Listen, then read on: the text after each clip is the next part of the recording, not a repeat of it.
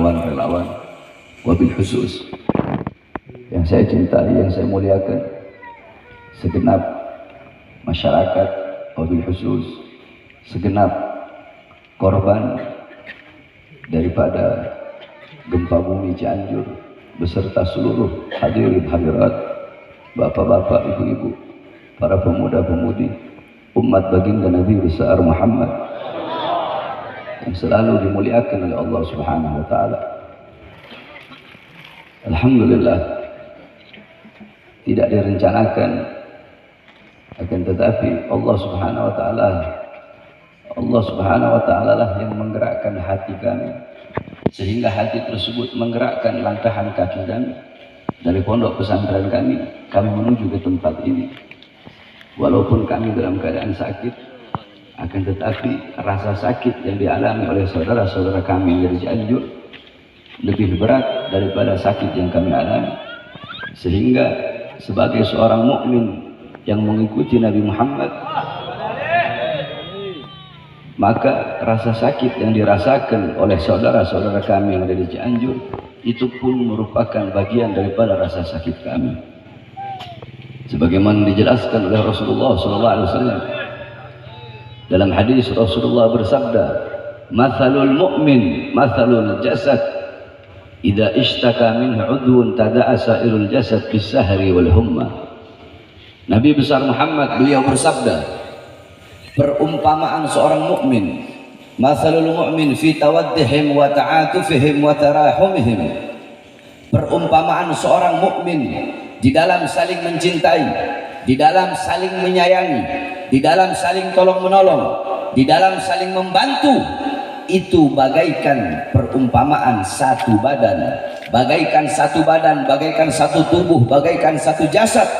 Apabila ada sebagian daripada anggota tubuh, anggota badan yang merasakan sakit, maka seluruh anggota tubuhnya akan merasakan sakit. Seluruh anggota tubuhnya akan merasakan demam. Apabila kelingking kita sakit, tidak mungkin hanya kelingking itu saja yang sakit. Seluruh dari ujung rambut sampai ujung kaki akan merasakan rasa sakit yang diderita oleh kelingking tersebut. Begitulah perumpamaan seorang mukmin, yakni rasa sakit yang dialami oleh saudara-saudara semua yang ada di Cianjur ini. Rasa sakit kalian adalah rasa sakit kami. Penderitaan yang kalian alami adalah penderitaan kami. Luka kalian luka kami, duka kalian duka kami, rasa sakit kalian rasa sakit kami, air mata kalian air mata kami, darah kalian yang jatuh yang tumpah itu adalah darah kami yang jatuh dan tumpah. Saudara-saudara yang kehilangan harta benda sama seperti kami kehilangan harta benda kami. Saudara-saudara di sini yang kehilangan anak-anak yang menjadi yatim, yang kehilangan orang tuanya, orang tua yang kehilangan anaknya, sama seperti kami kehilangan anak-anak kami dan kehilangan orang tua kami. Istri-istri yang menjadi janda yang kehilangan suaminya, suami-suami yang kehilangan istrinya, sama seperti kami kehilangan istri-istri kami dan kehilangan suami-suami kami. Sudah seperti itulah seharusnya seorang mukmin di dalam saling mencintai, menyayangi. Apabila ada seorang mukmin, apabila ada seorang muslim yang tidak merasakan sakit, apabila ada saudaranya yang ditimpa kesakitan, ditimpa penderitaan, ditimpa musibah, ditimpa bencana, dia tidak merasakan rasa sakit yang dirasakan oleh saudara-saudara yang ditimpa musibah dan bencana, maka tidak pantas orang tersebut dikatakan seorang mukmin, saudara-saudara. Oleh karenanya kedatangan kami kemari yakni semata-mata untuk turut serta merasakan daripada rasa sakit yang saudara-saudara rasakan, untuk secuil menanamkan dalam hati saudara-saudara yakni kesabaran kepada Allah Subhanahu wa taala atas segala bencana dan musibah yang Allah Subhanahu wa taala berikan. Sebagaimana dalam hadis bahwasanya Rasulullah SAW bersabda bahwasanya Allah Subhanahu wa taala yaqul, Allah Subhanahu wa taala berfirman di dalam hadis qudsi, Ibnu Adam, in sabarta wahtasabta, sesungguhnya anak Adam, apabila engkau bersabar dan apabila engkau ikhlas atas musibah yang aku berikan, kata Allah dalam hadis qudsi, maka tidak ada pahala yang lebih besar yang aku ridhoi selain sorga bagi orang-orang yang sabar dan ikhlas atas musibah yang Allah Subhanahu wa ta'ala berikan. Di dalam athar diceritakan di akhirat ada seorang hamba yang akan dimasukkan neraka oleh Allah, mau dimasukkan ke neraka oleh malaikat Zabaniyah. Ketika orang tersebut mau dimasukkan ke dalam neraka, tiba-tiba Allah berkata kepada malaikat Zabaniyah, wahai Zabaniyah, jangan engkau masukkan orang tersebut ke neraka, karena sudah cukup aku siksa dia, sudah cukup aku berikan dia di dunia penderitaan, aku berikan dia rasa sakit, aku berikan dia rasa kehilangan, maka di akhirat tidak akan aku beri lagi dia penderitaan, aku masukkan dia ke surga tanpa adanya hisab. Dijelaskan oleh para ulama, anna sabra yusayyirul abida muluka, sesungguhnya kesabaran, keikhlasan di dalam menghadapi sesuatu itu bisa menjadikan seorang budak bisa menjadi raja karena kesabaran. Alam tara Yusuf wa Zulaiha, tidak pernahkah engkau melihat, engkau mendengar kisah Nabiullah Yusuf dan Siti Zulaiha, bagaimana kesabaran Nabiullah Yusuf ketika diberi ujian oleh Allah, di penjara selama puluhan tahun, beliau sabar, beliau ikhlas karena kesabaran beliau. Yang awalnya budak, beliau menjadi raja. Ini adalah awal Allah Subhanahu wa ta'ala mengangkat derajat saudara-saudara semua. Oleh karenanya kita sama-sama duduk pada malam hari ini bersolawat kepada Rasulullah. Semoga dengan berkah solawat Allah angkat segala macam bencana, Allah angkat segala macam musibah, Allah berikan ketabahan. Dan yakinlah demi Allah, kehilangan yang saudara-saudara alami, kehilangan apapun, harta, benda, orang tua, orang-orang yang dikasihi, kehilangan tersebut besok-besok akan Allah ganti dengan sesuatu yang lebih indah, akan Allah ganti dengan sesuatu yang lebih mulia, akan Allah ganti dengan sesuatu yang lebih bernilai, dengan sesuatu yang lebih berharga apabila saudara-saudara bersabar dan ikhlas atas segala macam musibah yang Allah Subhanahu wa ta'ala berikan. Saudara-saudara, jangankan kita, jangankan saudara-saudara, di zaman Rasulullah SAW itu pun pernah dilanda gempa bumi, yakni di Makkah. Ketika Rasulullah SAW, ketika beliau sedang naik di atas gunung, pendapat Imam Ad-Darul Qutni itu gunung Thabir, pendapat Imam Bukhari Muslim itu gunung Uhud. Rasulullah, Sayyidina Abu Bakar, Sayyidina Umar, dan Sayyidina Utsman bin Affan, ketika beliau bersama 3 sahabat beliau naik di atas gunung tersebut, tiba-tiba gunung tersebut goyang, gempa bumi, batu-batunya berjatuhan. Nabi Muhammad meletakkan tangan sucinya di atas gunung tersebut. Kemudian Nabi Muhammad berkata, belum saatnya bagimu, belum saatnya bagimu. Ketahuilah di atas engkau ada seorang Nabi, di atas engkau ada seorang Siddiq, maksudnya Sayyidina Abu Bakar As-Siddiq. Di atas engkau ada 2 orang syahid, yaitu Sayyidina Umar dan Sayyidina Utsman bin Affan. Tiba-tiba gunung tersebut berhenti dan mengikuti perintah Nabi Muhammad untuk diam. Seketika itu Nabi Muhammad berkata kepada para sahabat, dosa apa yang telah kalian lakukan? Maksiat apa yang telah kalian lakukan sehingga Allah berikan gempa bumi ini walaupun sesaat? Di zaman Sayyidina Umar ibn Abdul Aziz, ketika itu ditimpa zilzal, gempa bumi. Kemudian Sayyidina Umar bin Abdul Aziz mengirimkan surat kepada para gubernur-gubernur yang isi suratnya, bertaubatlah kalian wahai para gubernur, keluarkan harta kalian, sedekahkan di jalan Allah untuk menolak datangnya bala dan bencana dari Allah Subhanahu wa ta'ala. Sayyidina Ka'ab ibn Malik radhiyallahu anhu, beliau pernah ditanya pendapatnya tentang zilzal, tentang gempa bumi. Apa jawab beliau?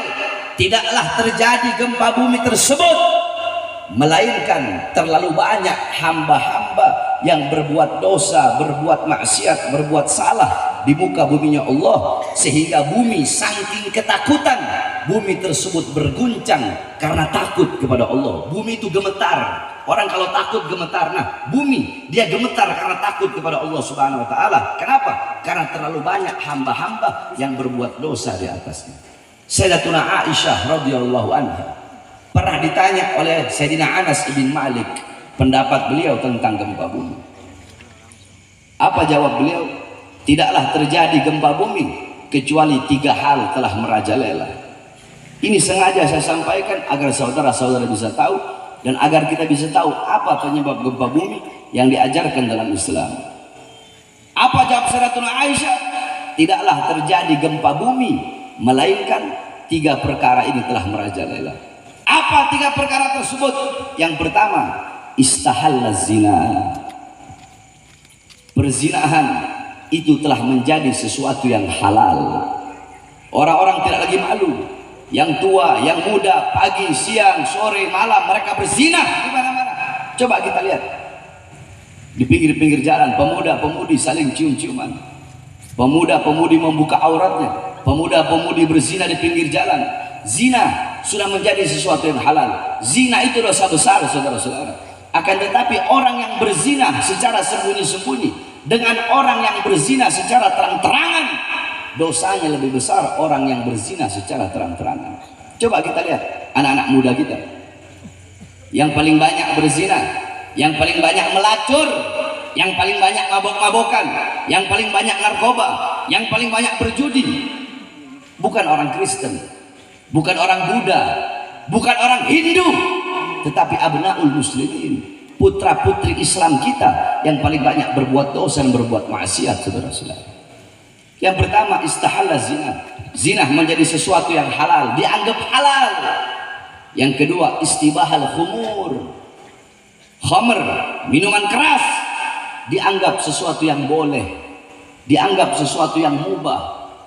Orang mabuk di pinggir jalan itu minuman keras sudah bagaikan air, saudara-saudara. Nggak punya rasa malu dan takut kepada Allah Subhanahu wa taala. Yang ketiga, wadarabu bil ma'azif. Orang-orang mulai mereka memukul musik-musik yang membuat lupa dan lalai kepada Allah Subhanahu wa taala. Dangdutan di mana-mana, orkesan di mana-mana, disco di mana-mana. Memukul alatul malahi, musik-musik membuat lupa dan lalai kepada Allah Subhanahu wa taala. Ikhtilat, bercampur laki dan perempuan dalam perkumpulan musik-musik tersebut. Mereka mabuk di situ, mereka berzina di situ, mereka berjudi di situ. Mereka berbuat kerusakan di muka buminya Allah Subhanahu wa taala. Apabila 3 perkara ini telah merajalela, maka Allah berkata kepada bumi, wahai bumi, guncanglah mereka. Guncang mereka, wahai bumi. Kalau mereka berhenti, maka berhentilah engkau mengguncang mereka.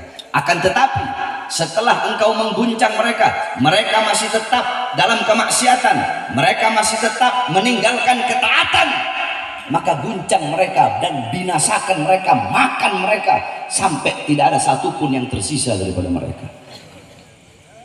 Bukankah Allah berfirman dalam Al-Quran, ma asabakum min musibatin fabima kasabat aydikum. Apa-apa yang menimpa kalian daripada musibah itu akibat perbuatan dari tangan kalian sendiri. Ma asabaka min hasanatin faminallah wa ma asabaka min sayyi'atin famin nafsik.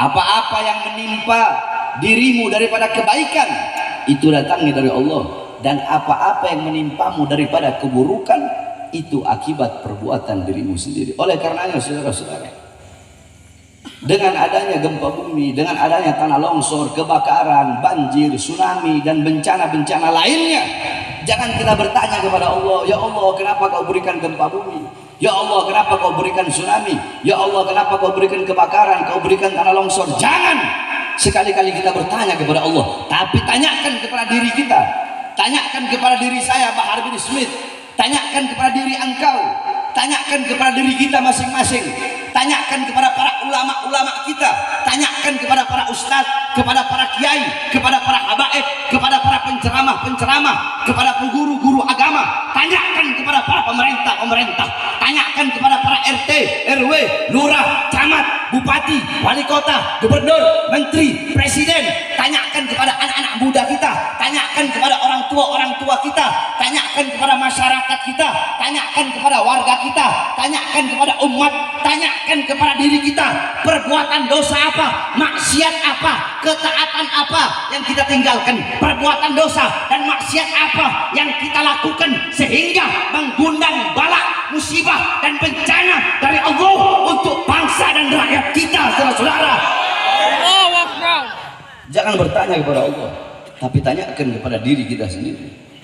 Terlalu banyak perbuatan dosa dan maksiat yang kita lakukan, saudara-saudara. Gempa bumi yang terjadi di Cianjur, berapa banyak perempuan-perempuan, anak-anak kecil yang tidak berdosa wafat, meninggal dunia. Asyuyuh, orang-orang yang sudah tua yang tidak berdosa meninggal dunia. Bukankah dikatakan laula syuyuhun rukka wa atfalun rudda wal bahaim rutta la syubba alaikumul azab al azab subba.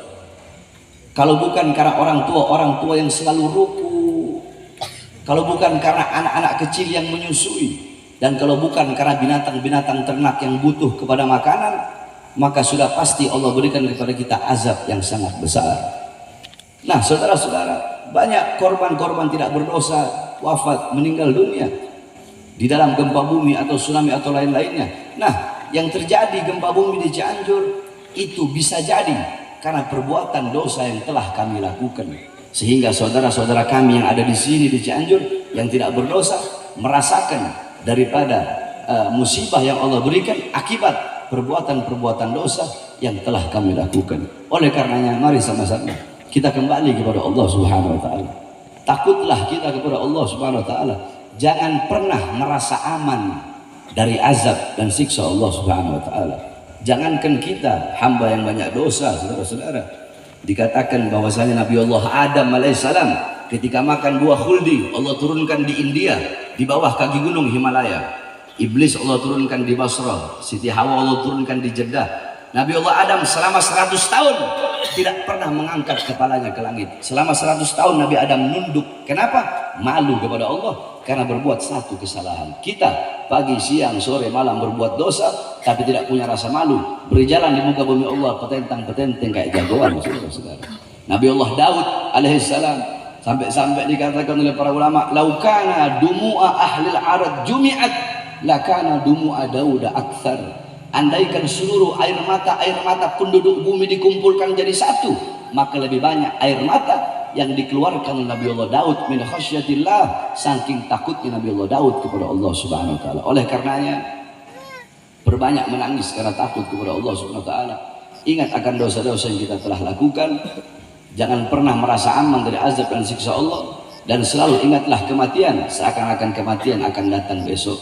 Nah, saudara-saudara, kita berdoa mudah-mudahan Allah angkat segala macam bencana, segala macam musibah, khususnya saudara-saudara kita yang ada di Cianjur ini. Allah angkat segala macam bencana dan musibah. Allah Subhanahu wa taala berikan kesabaran, Allah Subhanahu wa taala berikan ketabahan, dan mudah-mudahan Allah berikan keselamatan bagi seluruh masyarakat Cianjur, khususnya umumnya bagi seluruh bangsa dan rakyat serta negara kesatuan Republik Indonesia yang kita cintai. Mudah-mudahan Allah angkat segala macam bencana, Allah angkat segala macam musibah, Allah berikan keamanan, Allah berikan keselamatan, Allah berikan kemakmuran, dan Allah berikan kejayaan, Allah berikan ridha-Nya, Allah berikan rahmat-Nya. Selalu Allah pandang dengan pandangan kasih sayang bagi khususnya masyarakat Cianjur dan umumnya bagi seluruh bangsa rakyat negara kesatuan Republik Indonesia.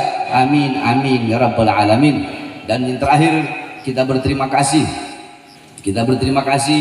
kepada Front Persaudaraan Islam yang telah banyak ormas yang telah banyak sekali membantu setiap ada bencana, yakni mulai dari Aceh, gempa Lombok, Jogja, Padang, Palu, kemudian sekarang di Cianjur. Alhamdulillah, yakni mungkin pemerintah bisa membubarkan ormas FPI, akan tetapi demi Allah, siapapun tidak akan pernah bisa untuk menghilangkan, membubarkan daripada semangat juang Front Persaudaraan Islam untuk membantu sesama saudara Islam dan sesama saudara sebangsa dan senegara kesatuan Republik Indonesia.